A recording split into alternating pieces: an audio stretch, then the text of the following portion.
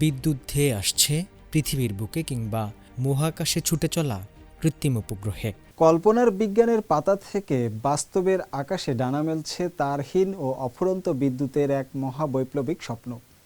এবার আর কোনো তারের সংযোগ ছাড়াই মহাশূন্যে ভাসমান বিশাল সোলার প্যানেল থেকে দিনরাত ২৪ ঘন্টা নিরবচ্ছিন্ন জ্বালানি ধেয়ে আসবে পৃথিবীর গ্রিডে কিংবা মহাকাশে ছুটে চলা কৃত্রিম উপগ্রহে।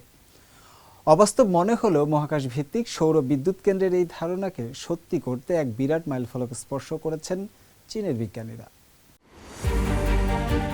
কল্পনা করুন এমন এক পৃথিবীর যেখানে বিদ্যুৎ সংযোগের জন্য কোনো তারের প্রয়োজন নেই। মহাশূন্যে ভাসমান বিশাল সোলার প্যানেল থেকে দিনরাত ২৪ ঘন্টা নিরবিচ্ছিন্নভাবে বিদ্যুৎ ধেয়ে আসছে পৃথিবীর বুকে কিংবা মহাকাশে ছুটে চলা কৃত্রিম উপগ্রহে। সায়েন্স ফিকশন বা বৈজ্ঞানিক কল্পকাহিনীর মতো শোনালেও এই অসম্ভবকে বাস্তবে রূপ দিতে এক বিরাট মাইলফলক স্পর্শ করেছেন চীনের বিজ্ঞানীরা। উত্তর পশ্চিম চীনের শানসি প্রদেশের সিথিয়ান ইউনিভার্সিটির একদল গবেষক তাদের চুরি বা সান চেজিং প্রকল্পে এক অভূতপূর্ব প্রযুক্তিগত অগ্রগতি অর্জন করেছেন। তারা এমন এক যুগান্তকারী গ্রাউন্ড বেসড বা স্থলভিত্তিক পরীক্ষামূলক ব্যবস্থা তৈরি করেছেন যা একই সাথে একাধিক চলমান লক্ষ্যবস্তুতে তারহীনভাবে বিদ্যুৎ পাঠাতে সক্ষম। ২০১৮ সালে এই প্রকল্পের প্রথম ধাপ শুরু হওয়ার পর ২০২২ সালের জুনের মধ্যে বিজ্ঞানীরা বিশ্বের প্রথম পূর্ণাঙ্গ গ্রাউন্ড ভ্যালিডেশন সিস্টেম তৈরি করেছিলেন। বর্তমানে প্রকল্পটির দ্বিতীয় ধাপ চলছে। এর আগের সংস্করণে কেবল একটি নির্দিষ্ট স্থির পয়েন্টে বিদ্যুৎ পাঠানো যেত। তবে এবারের বড় প্রযুক্তিগত আপগ্রেড হল এটি এখন একসাথে দ্রুতগতিতে চলমান একাধিক লক্ষ্যবস্তুতে নিখুঁতভাবে শক্তির যোগান দিতে পারে। চলমান লক্ষ্যবস্তুতে সিগন্যাল না হারিয়ে কিভাবে শক্তিরশ্মি বা বিম লক করে রাখা যায় তা ছিল বিজ্ঞানীদের জন্য সবচেয়ে বড় চ্যালেঞ্জ। আমাদের বিদ্যুৎ প্রেরণকারী অ্যান্টেনাকে রিয়েল টাইমে পর্যবেক্ষণ করতে হয় এবং নিখুঁতভাবে গ্রহণকারী অ্যান্টেনার দিকে তাক করতে হয়। এজন্য আমরা একটি উচ্চ নির্ভুল ক্লোজড লুপ কন্ট্রোল সিস্টেম তৈরি করেছি। রিসিভিং অ্যান্টেনামুখী একটি গাইড সিগন্যাল পাঠালেই প্রেরক অ্যান্টেনা লুপে তা ধরে ফেলে তাৎক্ষণিকভাবে তার অবস্থান ও কোণ হিসাব করে নেয়, ফলে বিম লক্ষ্যভ্রষ্ট হয় না। সহজ কথায় সিস্টেমটি চলমান বস্তুকে ট্র্যাক করে বিদ্যুৎ পাঠানোর সময় রিয়েল টাইমে নিজের দিক সংশোধন করে নিতে পারে। আউটডোর বা উন্মুক্ত মাঠের পরীক্ষায় দেখা গেছে এই সিস্টেমটি ১০০ মিটার দূরত্বে ১১৮০ ওয়াট আউটপুট পাওয়ার বা বিদ্যুৎ সরবরাহ করতে পেরেছে। এক্ষেত্রে direct current to direct current রূপান্তরের দক্ষতা ২০.৮% উন্নীত হয়েছে এবং বিম সংগ্রহের দক্ষতা পৌঁছেছে ৮৮%। অধ্যাপক চিয়ান শিহাও এর ব্যাখ্যা দিয়ে বলেন, এর অর্থ হল প্রেরক অ্যান্টেনা মুখ থেকে নির্গত বেশিরভাগ রশ্মি কোনো অপচয় ছাড়া রিসিভিং অ্যান্টেনায় নিখুঁতভাবে ধরা পড়ে। এছাড়া আমাদের সার্বিক আউটপুট ক্ষমতা এখন কিলোওয়াট স্তরে পৌঁছেছে, যা দিয়ে অনায়াসে একটি গৃহস্থলীর এসি, রাইস কুকার বা ওয়াটার হিটার চালানো সম্ভব।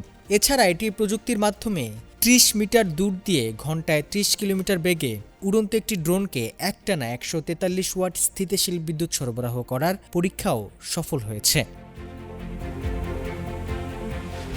মহাকাশ ভিত্তিক সৌর বিদ্যুৎ কেন্দ্রের ধারণাটি বেশ সহজ। পৃথিবীর কক্ষপথে স্থাপন করা হবে বিশাল আকৃতির সোলার প্যানেলের বহর, যেখানে মহাকাশে মেঘ, বৃষ্টি বা রাতের অন্ধকার নেই, তাই সেখানে সূর্য সবসময় আলো দেয়।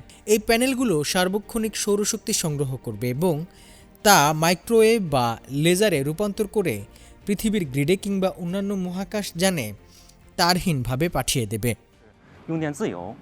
এর মাধ্যমে পৃথিবীর বুকে চিরস্থায়ী ও অফুরন্ত শক্তির উৎস মিলবে, যা দিনরাত ২৪ ঘন্টা নিরবচ্ছিন্ন বিদ্যুৎ দেবে। এটি জীবাশ্ম জ্বালানির ওপর নির্ভরতা কমিয়ে কার্বন নিঃসরণ শূন্যে নামিয়ে আনবে এবং পরিবেশ রক্ষা করবে। মহাকাশযান ও উপগ্রহগুলোকে কক্ষপথেই মাইক্রোওয়েভের মাধ্যমে চার্জ করা যাবে, যা মহাকাশ অভিযানের সমীকরণ সম্পূর্ণ বদলে দেবে। সাম্প্রতিক এই সাফল্যে সৌরশক্তি সংগ্রহের দক্ষতা বৃদ্ধির পাশাপাশি মাইক্রোওয়েভ অ্যান্টিনাগুলোকেও অনেক ছোট ও হালকা করা সম্ভব হয়েছে, যা মহাকাশে পাঠানোর জন্য অত্যন্ত জরুরি। পাশাপাশি একটি মাত্র ট্রান্সমিটার দিয়ে একাধিক চলমান বস্তুকে চার্জ করার সুবিধা থাকায় ভবিষ্যতে একটি মাত্র পাওয়ার স্টেশন দিয়ে একই সাথে বহু স্যাটেলাইট সচল রাখা যাবে।